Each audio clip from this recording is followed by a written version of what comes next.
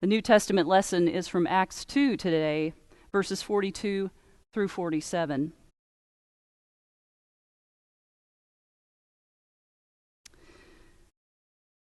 They devoted themselves to the apostles' teaching and fellowship, to the breaking of bread, and to prayers. Awe came upon everyone, because many wonders and signs were being done by the apostles. All who believed were together and had all things in common. They would sell their possessions and goods and distribute the proceeds to all, as any had need. Day by day, as they spent much time together in the temple, they broke bread at home and ate their food with glad and generous hearts, praising God and having the goodwill of the people.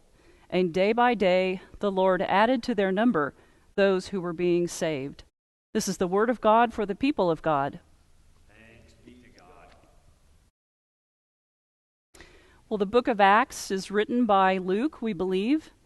It is 48%, which I don't know who sat down and actually labeled that all out, but they have determined it's 48% travel narrative, 25% speeches, and the rest are counts of dramatic episodes and speeches by various believers. It's a book that tells all about the actions and the beliefs of the early church, and especially in these early chapters, we hear over and over again of the enthusiasm of the congregation. How last week we heard that 3,000 people were added to the number of believers. And today, everyone devoted themselves to prayer and to fasting and to breaking bread together, which not only means your usual daily meals, but also the special meal of Eucharist communion, which we will have together today with you in your homes and just a handful of us here at the church. It's reassuring to hear that they celebrated communion in their homes. Prayer characterized Jesus' life, so prayer characterizes the life of this group of followers. And they shared everything, something that the rich young ruler was unwilling to do in another book of the Bible. They want to promote the growth of the way, as Christianity was called in its earliest times. So, of course, what we read about here are the best parts of those early days of Christianity. Oh, sure, as you go along in Acts, you do hear about conflicts that arose, about people that didn't get along, about people who carried one set of beliefs and another group who carried another set of beliefs from where they had come from before. But overall, in this phase of Acts, we have encouragement and good reports. You know, if you're trying to add people to your number of your group, let's say your Sunday school class or your small group, you don't tell about the last picnic the way you might tell your spouse or your children when you get home from it. You might have had a bad time at the last Sunday school picnic, and you came home and said, well, we had a potluck, and everybody but one brought a Jell-O salad. And they had a live band, but it was so loud we couldn't hear each other, so we had to get right up in each other's faces to be heard.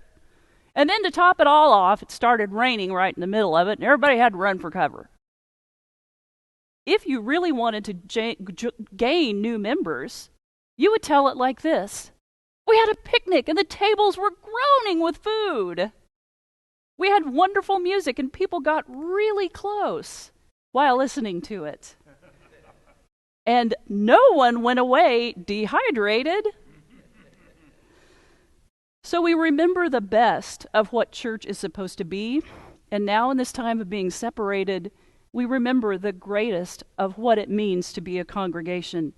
If we are starting to forget, we have to remind ourselves that we have a really good thing here, and we still have a really good thing, even though we're all not in the same room. Now is not the time to get discouraged. Now is the time to build one another up, love each other, and take care of each other. Well, someone who is a favorite friend of mine and my family is John Woolley. He, you may remember, was an entertainment writer for the Tulsa World for many, many years. He's also written a bunch of books, mainly novels, some of the horror type. He's also in a 60s revival band called the Moody Dudes, which many of you maybe saw right before the pandemic arose and they had a performance here in Tulsa. He also has a Western swing radio show every Saturday night on KWGS called Swing On This. And you always get to hear San Antonio Rose every time that show comes on. Well, I got to know him through the Chelsea First Presbyterian Church. When I was working Monday through Friday in a chaplaincy job, I had Sundays free. And because someone he knew me, I got a call saying, would you drive up to Chelsea a couple of times and preach for us? We need some pulpit supply. So my then, 92-year-old father would go with me just to make sure that I got there okay. And we would take his walker out of the car, and we would walk into the church together. And that little congregation of 16 people made my dad and my mother, when she got released from a Sunday morning duty she had, feel like the most special people on the planet. And when my father discovered that there was a man in the congregation who had been a body double in the movies for Sam Elliott, he kept saying, I think I better go with you again just so you'll be safe. And so he could go talk to Rick about what it was like to be in the movies. Fascinating group of people. Well, John Woolley was one of the most fascinating and continues to be. He emailed me the other day to say, how are you and your mother and your sister doing?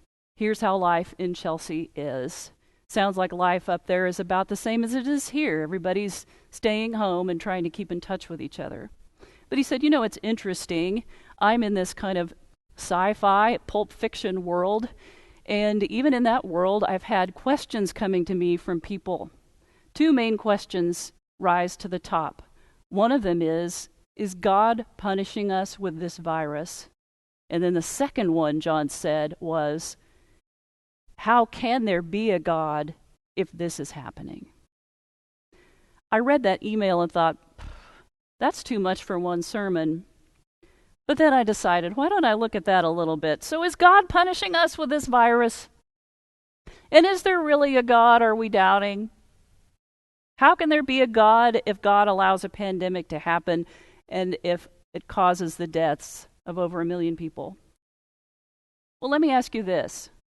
If I had an actual answer to that question, how would it change the way you live your life from this day forward? What difference would it make if you had an answer to that question? Well, let's play with this question a little bit. Ironically, when you're looking for something, you'd kind of find it. I found a wonderful article in Sojourners magazine this week written by Reverend Jason Ash, who's a PhD student at the University of Maryland. And he talks about how in theology we have grappled with this question of theodicy, why bad things happen to good people, since Bible times. Even in the time of Jesus, people asked him, who sinned, this man or his parents, to make him blind? And Jesus said that's not the way to think about it. Historically, we've asked this question, and as thought evolved, it was thought that maybe tragedies happen because God wants to put us in our place and remind us that we are mortal. Okay? We lived with that for a while, and then we started looking for other answers. Eventually, people started coming up with the idea, as they had with that blind man, that maybe suffering really is a punishment for sin, and that God really is punishing us in what we are dealing with currently, which would lead you to think that every tornado, every earthquake, every traffic jam, every time you can't get a good parking spot at the restaurant you want to go to, God is punishing you. Ash reminds us that assigning judgment and blame are incongruent with Christian teaching and provide little solace to those who are suffering during this pandemic. If you've ever grieved, you know you don't want your best friend to come up to you and say, sorry for your loss, I guess God is punishing you. In our congregational care ministry, we learn right off that's not what we're supposed to do. Ash goes on to say, most importantly, this theology of illness that we have that means that God is punishing you establishes a social hierarchy in which God's grace is not equally sufficient for everyone. And he, a person of color, reminds us that unsurprisingly, COVID-19 has disproportionately affected persons of color due to underlying health concerns, a lack of access to health care, and sadly, physician bias in some cases. Those of you who have done the Living the Questions video and study series know Dr. Emily Towns of Vanderbilt University. She reminds us that any theology that says that suffering is punishment is susceptible to being shaped into a tool of oppression. So it's not punishment. What if this pandemic is not a purposeful act of God at all? Ash goes on to write. Perhaps because we live in a complex world of unearthed biological mechanisms and unseen physical particles in nature, a novel illness has emerged. Our interactions with the environment allow for viruses to evolve. And if this is not a divinely orchestrated plot against humanity, then there remains the hope that God was not surprised by this either. God can still be in control, prepared to respond, and be able to equip us to handle a novel virus. This theological response does not dismiss any of our fears, nor does it erase any grief we feel in our lives. But now we can imagine a God who weeps with us and yet is still sovereign. It allows for Christians to reimagine what it means to stay connected to each other while staying home to protect those we love. Whether we stream services online or return to evening prayer calls, we can still be Christians who abide by the orders. For where 2 or 3 are gathered, or perhaps just one, God is there also. We are a nation, a world of people who are hurting. John Dickerson, who's a historian and also on and off anchorman of CBS news programs, he said the other morning on the CBS This Morning show that we are a culture in convalescence. So it's time for us to be good to each other and take care of each other. I've included in the worship bulletin today a big list, not comprehensive list though, of websites and telephone numbers and places you can text for help if you're struggling with addiction, depression, suicidal thoughts, if you need food, if you need help with your rent. If you didn't already go and download that or print it off, you can find it on our website after the service. On the place where it says worship, you'll find a tag under that, worship bulletins. And I'm going to use that in a devotional this week for Facebook. Well, I felt taken care of this week in so many ways, but in a big way. A 15-year-old in our congregation has come over twice. His name is Dallas Campbell. He's the son of Reverend Amy Venable, and he kind of needed a project. So I have told enough people about my bamboo problem in the backyard, and I left a moment of silence because if you have bamboo, you probably went, oh no.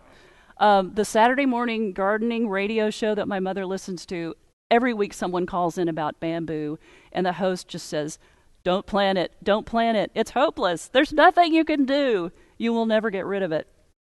Well, a 15-year-old with a big knife seems to be part of the solution. So Dallas has come over twice and helped me cut down all of this bamboo. You know, I didn't know how much bamboo I had until I saw this pile growing in the backyard. Every time I looked out the window, I couldn't see Dallas, but I could see these 20-foot stalks of bamboo just waving in the wind and then, falling over onto the ground. So we've already carried one Volkswagen Bug-size pile of limbs to the front yard for the city to pick it up, and they did with their big crane. Only cost $10. Now we've got another one that now we're going to shuttle to the front yard, and this week hopefully they will come back and pick it up. But you know what Dallas has done for me with his brush clearing? He has introduced me to my neighbors. My backyard abuts 3 different yards because it's such a long and wide yard. I've discovered that I live behind 3 friendly little dogs, one of them whom only has 3 legs. Her name is Angie, and she's just the sweetest thing ever. I had heard her, but I had never petted her head, and now I can. It's like I have a dog, but I don't have any other responsibility for taking care of her. What a gift. And then yesterday morning, when I was out doing a little raking, I heard a phrase that I have never heard over the fence in my backyard. It was this: "Good morning, neighbor." Yet another neighbor was discovered. I live right behind two other Methodists who were very friendly and very chatty now that we can see right into each other's backyards.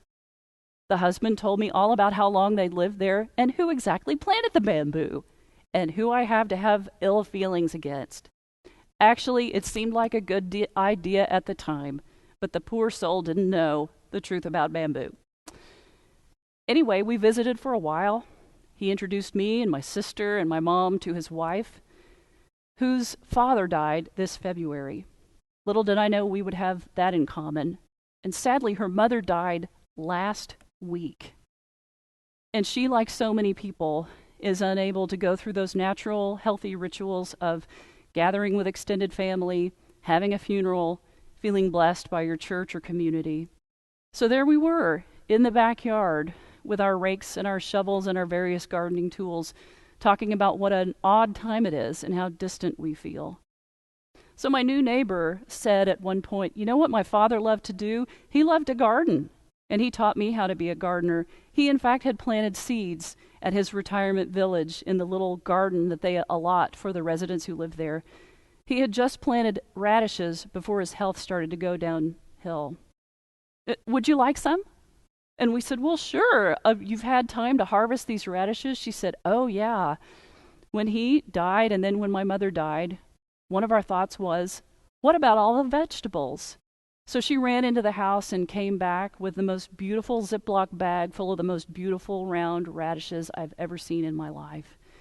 And in her other hand, she had a bouquet of iris. And we took those gladly, and I thought to myself, here you are, the bereaved person, and you're giving us food and flowers. Where 2 or 3 or 5 are gathered at length over a chain link fence, God is there also. Now is the time to honor people who have passed on by eating their radishes that they love so much to cultivate. I'm so glad to have these new friends and to already have so much in common with them and to have one more connection. You know, my neighbor's closing thought was, we've all got to work together to fight this bamboo. And he's right. We've all got to work together to fight bamboo and take care of each other. It does take a village. My favorite news program is the PBS NewsHour. And this week, an author named Kelly Corrigan was featured. She's written lots and lots of books, mainly about being a mother to 2 girls who are now college age. But she wrote a really good essay about how she's handling this virus. She writes, sometimes when I feel outmatched by the thing in front of me, I do a little mental exercise. I tell myself the story of what has happened as if it's over and that I nailed it. So my success fantasy about COVID-19 goes like this. At first it was awful, nothing but bad news on top of bad news. But then we rose up. We made soups and stews for shut-in people and dropped them off so they felt included and secure and nourished. We read books to children over the internet.